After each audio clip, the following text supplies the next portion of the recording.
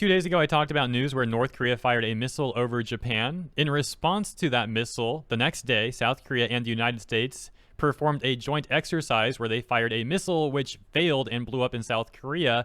And now today, the situation has escalated even further. When I first covered this situation a couple days ago, I thought that was going to be it, because a year and a half ago or so, I covered a similar situation where North Korea fired a missile that landed near Japan's EEZ, or rather the EEZ near Japan. And that was it. There was no further news. Yet this time when I covered a situation like that, every day there's been an escalation, and now here we are. So briefly, let me run you through the news that occurred since yesterday's news. And my apologies to people that subscribe to me not for things like this. Again, I didn't anticipate that this was going to become a three-part thing. If I were to stop covering it now, though, I'd feel a little weird. So here we go. From the Associated Press, North Korea flew 12 warplanes near its border with South Korea on Thursday, prompting the South to scramble 30 military aircraft in response, Seoul officials said. The highly unusual incident came hours after North Korea fired 2 ballistic missiles into the sea in its 6th round of missile tests in less than 2 weeks.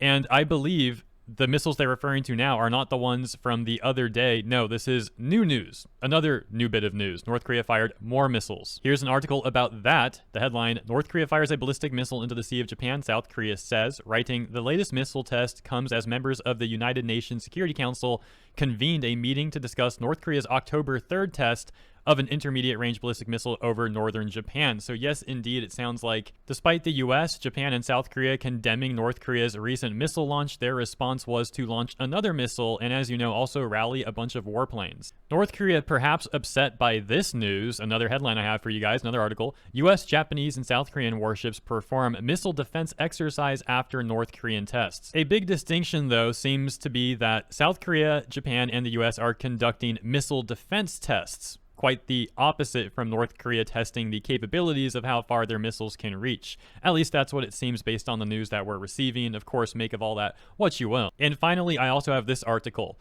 North Korea condemns US South Korea military drills. And the reason I want to point this out is because this seems like it's something out of a movie or something. Like, I can't believe this is real life.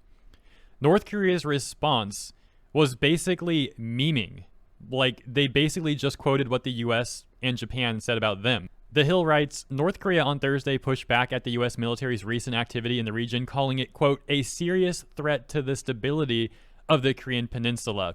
And that's basically what Prime Minister Kishida of Japan said about North Korea after discussing the whole situation with President Biden on the phone the other day. He said that what North Korea was doing was basically a threat to the stability in the region. That's a little bit paraphrased.